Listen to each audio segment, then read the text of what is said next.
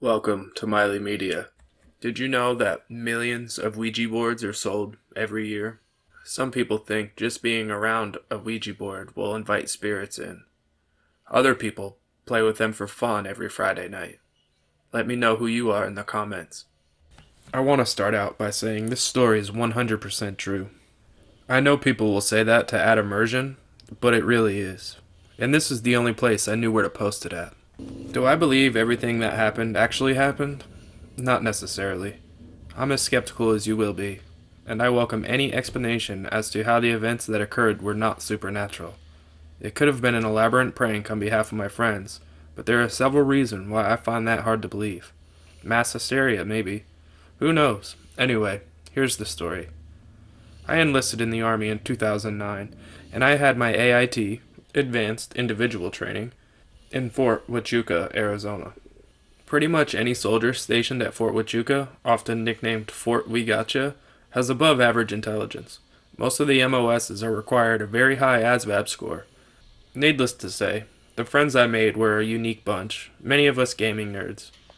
Huachuca is about 20 minutes from the Mexican border, and about 40 minutes from the infamous Tombstone, Arizona. One day we were bored and swapping ghost stories. One of my buddies bought a Ouija board at Walmart for us to play around with. We'll call him Jackson to protect his identity.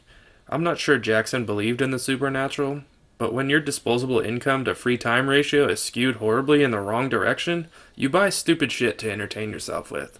Jackson and I attempted to use the Ouija board in our barracks, as the base is extremely old and rife with hauntings.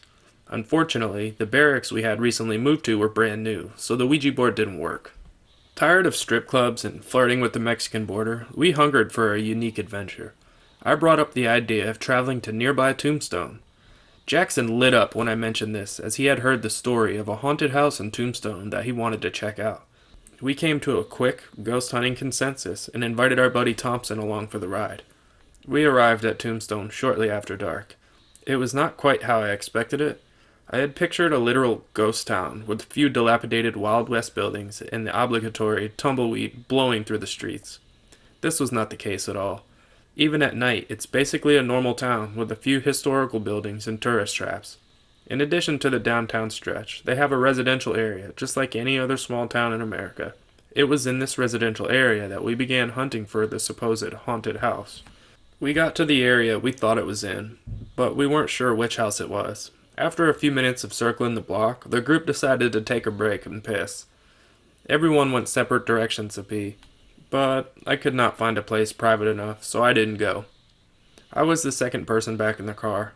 I climbed into the back seat and asked Jackson, "Where's Thompson?" "I don't know, he's been gone for a while. I'll text him," said Jackson. All of a sudden, Thompson, looking whiter than he normally does, comes sprinting towards the car, and frantically tries to open the passenger door. Jackson calmly unlocks the door and lets him in and asks, "What happened?" "Dude, you're not gonna believe this shit," Thompson gasped. His southern drawl tightened like a cello string. "I was in the house that looked abandoned, right? So I go in and I look around and decide to have a smoke. I look down at my phone to text you guys and tell you about it when all of a sudden something touched my shoulder. Holy shit, what was it?" I asked. Nothing. Nothing was there. I sprinted back to the car. Pumped with adrenaline, curiosity, and stupidity, I suggested we go full mystery machine and park in a nearby lot and use the Ouija board from inside the car. As soon as we could get parked, roughly half a block away, we anxiously pulled out the Ouija board and put it in our laps. As the person designated to ask questions, I began. "Is there anyone there?" To my disbelief, the planchette started moving. It slowly but surely moved towards yes. "Were you the thing that touched Thompson?" "Yes," it replied again. "Are you the ghost in the haunted house we were going to visit?" "No," it answered. Now this is what took me by surprise. If this was one of the others trying to scare us, why wouldn't they take the obvious bait, claim to be the ghost we saw, and commence scaring the shit out of us? I mean, that's like a Nigerian scammer writing you about your lost fortune, and then responding to no when you ask if he's able to give you $6 million instead of $5.5. At this point, I had a flashback of just about every creepy Ouija board experience I had ever seen or read about. They always started with some cliche questions like LOL, how did you die? And ended with a OMFG and a flurry of telekinetic activity. After all, we were a hand-picked bunch of intelligent people, not a group of scared teenagers. If this was real, I wanted this specter to break history with me. So I took a moment and started thinking, what do I want to know about a ghost? What questions can I ask that aren't cliche? What can I ask that will break the linear decision tree where all Ouija boards end up telling you they want you dead? I realized any questions I asked had to be extremely specific and offer no chance for creepy deviation in the answer. I suppose I could ask it for the coefficient of pi, and it could just respond with die bitch over and over, but I had faith in this ghost. So the first question I asked was, name one thing the building you touched Thompson in was used for. The planchette slowly started to move again. Ha! I thought to myself. This thing can't possibly get creepy from this question. I bet it will say like general store or post office or SLAUGHTER. Pucker factor 9. Good game, Ghost. Have an upvote, I guess. But seriously, I again realized this was probably not one of us joking around because slaughter has not been used as a common term since the 1800s. You don't log on to CNN and see, man slaughtered today in small house in Arizona, details at 11. If my friends were pulling a prank, the easiest verb would have been something like murder or butt sex. Intrigued, I decided to ask it why it touched Thompson. HELP, it replied. Thinking this would lead to somewhere creepy, I asked when it died instead. 1, 8, 6, 7. I again started thinking of questions I could ask that no one ever thinks to ask a ghost. I remember hearing on some website that you are never supposed to ask a Ouija board about God, so I did the only logical thing an atheist would do at this point. Why aren't I supposed to ask you about God? No, came a quick, terse reply. So I tried to be more creative. I asked it, if you were playing World of Warcraft, what class would you play? It's gonna say Undead Warlock, I guarantee it. No, it snapped again. It was weird. Despite being an entity that couldn't directly talk to us, you could almost sense its tone of voice through how it moved the planchette. I wanted to continue asking it questions, but our first sergeant interrupted the session with a frantic phone call. He ordered us all back to base for 100% accountability due to someone losing their weapon. Disappointed, we packed up and headed back. The next day, we were telling the others in our platoon about our experience the night before. After many bullshit and eye rolls, another soldier named Green showed interest. We decided to try to talk to the ghost again and take Green with us. He had an SUV which would give us more room to set up the board.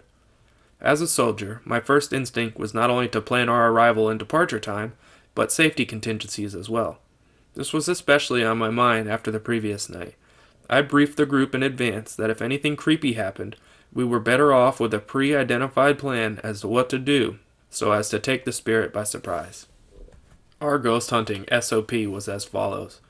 At approximately 2,000 hours, we will depart for Tombstone. This will allow us to arrive there after dark. We will take 2 vehicles, Green's SUV and Jackson's coupe. Jackson and Thompson will ride in the coupe, while Green and I will ride in the SUV. We will set up our session in the SUV so as to allow for a quick departure if anything spooky happens. We will leave any weapons or sharp objects back at the base. Spirits can only harm others by proxy. If there are no objects to throw around or possess someone into using, then the only physical danger will be soiling our underwear. In the event of one of us feeling creeped out beyond belief, or an impending sense of doom, we will give a quick, obvious signal to the others, quickly pack up and leave. Each soldier will return to the vehicle they traveled in and take off back to the base. Upon leaving the scene, the vehicles will immediately establish contact via cell phone to ensure safety and share in a moment of, holy shit, what the fuck just happened. So it was settled. We had our plan and were feeling confident. The undead were no match for Arizona's finest soldiers. We parked in the same lot we had the night before and eagerly took out our Ouija board. There were 4 of us now, and we were feeling confident. But I won't lie if I told you that I was jittery as fuck.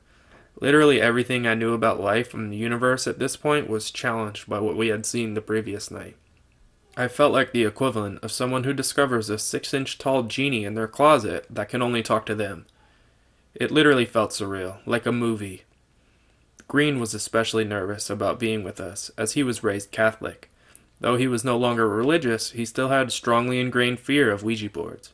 Green opted just to spectate as we placed a planchette on the board. There were 3 of us controlling it. We started by asking if anyone was there, and received a very slow, strained yes. I asked it if it was the same being we talked to the previous night, and it said no. Going off the same theme as last night, I wanted to mindfuck the ghost. I did not want to give it the opportunity to be creepy, and I wanted it to answer questions no one would think to ask. I wanted to expose the ghost's vulnerabilities. As of now, the ghost was this mysterious, all-powerful being. However, as any logical person knows, the paranormal is just science not yet discovered. The ghost must have limits, I thought. It isn't God, and therefore it has things that it cannot do, things it cannot have. So I had the bright idea to ask, what is one thing that you want that you cannot have? L-I-F-E, it answered. I wasn't sure to feel like an ass or an idiot or both. Before I could decide between shame and stupidity, the interior light in Green's brand new SUV flickered. Holy fucking shit. That doesn't just happen. The only time I've ever seen a light flicker in a car was when it was being started. This was getting a little too real. This spirit was alpha, and it was asserting its ethereal dominance. After regaining my composure, I began to brainstorm more questions. You've been asking all the questions, let me give it a try, Thompson contested me. Fine, go ahead. What do you want from us? He asked, in his defiant Georgia accent. S-T-E-V. Dude, there's no fucking way, I thought to myself. My name is Steven and all, but there is no E-N. At this point, I was terrified. No one there knew my first name but Thompson. Also, the planchette was moving in a puppeted fashion away from Thompson when it spelled it out. The best way I could describe it was an invisible thread straight from the front of the car pulling the planchette based on how it twisted and turned. There was no one in the front of the car. Before I could even react, the center console, which was about 5 inches open, closed by itself. I calmly invoked our military plan of action. Okay guys, it just spelled out my first fucking name. Let's get the fuck out of here. No one said a word or hesitated for a second. Thompson and Jackson scrambled out of the SUV and into Jackson's Eclipse. Green and I piled into the front seat of the SUV. Green immediately shifted to drive and peeled out of the old dusty lot. I'm not sure a Ford Escape has ever been used in such a literal fashion. Green was in shock, and so was I. My atheist brain was questioning if God might actually be real, and Green's devout brain was pondering the opposite. Our trance was broken by Green's alternative rock ringtone. It was surreal hearing pop culture at that moment, when our brains were so far removed from reality. Green answered the phone. It was Jackson and Thompson. Their car wouldn't start. They had never left Tombstone. Green slams on the brakes and bangs a U-turn that would put Vin Diesel in diapers. He floors the modest SUV. We were going about 100 miles an hour, heading down Arizona 82, back towards Tombstone. Dude, slow the fuck down. At this point, I was far more afraid of Green's driving than the spirits. They're our fucking friends. We can't leave them there. We knew the general direction back to Tombstone, and arrived rather quickly. Tombstone isn't as tiny as you'd imagine, and we couldn't quite remember where we had parked at. As I'm trying to figure out where we are, Green freaks the fuck out. Oh my god. What, dude? I can't. I'm not driving the car anymore. What the fuck are you talking about? I can't move. As if it couldn't get any more frightening, I realized in the middle of Green's outburst that we had inadvertently ended up at the parking lot that we left. I'm always trying to think logically, so I deduced the following. At this point, 2 things are possible. Green is possessed by a butthurt ghost who basically told me to check my living privilege, or Green is experiencing a psychotic breakdown. Either one of those is a threat to our safety at this point, so I just started shouting at him with simple commands. If he was possessed or simply psychotic, simple instructions were the best course of action. Green, stop the car. Green, stop the car. Green, stop the car. I ordered in a commanding voice. Eventually, logic and reason fought off whatever had possessed him, and he pulled over. I switched seats with him and began driving.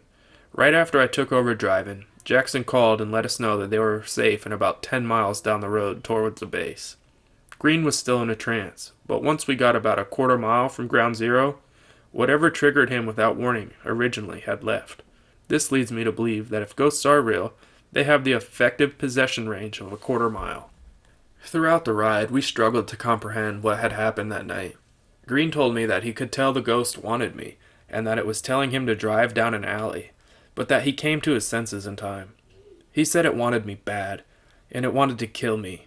It probably would have had him attack me before we left, but our premeditated escape took it by surprise, so it stalled Jackson's car to lure us back.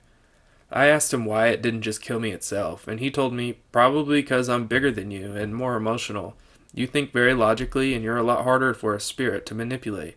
Plus, I was in control of the car. This made sense and was pretty chilling to think about. If the spirit had succeeded, it would have simply hit the news as soldier murders other soldier in Tombstone, PTSD suspected. I imagine that's the case when you hear about mothers spontaneously drowning their children in a bathtub, or other inexplicable murders, suicides. It's possible a ghost or a spirit, but gets blamed on psychosis. About halfway back to base, we stopped at a gas station. Green, still not completely in his right mind, opened his hatch of the SUV and took out a sunshade that came with the car and threw it in the dumpster. What did you do that for? I don't know. It just felt evil, man. Really evil. That was the final straw on how real this was. It really drove in how much this was probably not an elaborate prank. Why would he go to the extent of throwing away an expensive OEM part of his car to freak me out when I was already emotionally exhausted? To this day, I am still an atheist, but I do wonder about the paranormal, as it could very well be science not yet discovered. I would imagine that communicating with a spirit is the equivalent of trying to talk to an invisible man in the room who cannot touch anything. His only way of communicating is holding a portable fan and blowing papers suspended by a string from the ceiling. He blows it right for yes and left for no. I imagine this is why they communicate in such slow and brief answers. I did little more research on the location and posted a map and pictures for you guys below. Ironically, we were in the parking lot for the OK Corral, the infamous haunted location where the outlaws had their shootout in the 1800s. From what I can gather, the gunfight happened well after 1867. But keep in mind, we talked to two separate spirits. I can't help but wonder if the second one was one of them. Also, I have heard of the ideomotor effect, so if you would like to help me come up with a logical explanation for what happened, keep in mind I am aware of that, and that does not explain the light flickering and the console moving. I am also aware of Occam's razor, and would welcome a shave at this point, as if it would save my sanity. So please, Reddit, convince me I'm crazy. Hey guys, Miley here. If you've made it this far, I appreciate it. Don't forget to subscribe and share with your friends and family. I hope you enjoyed this story as much as I did. Be on the lookout for another video this week. Until then, stay safe.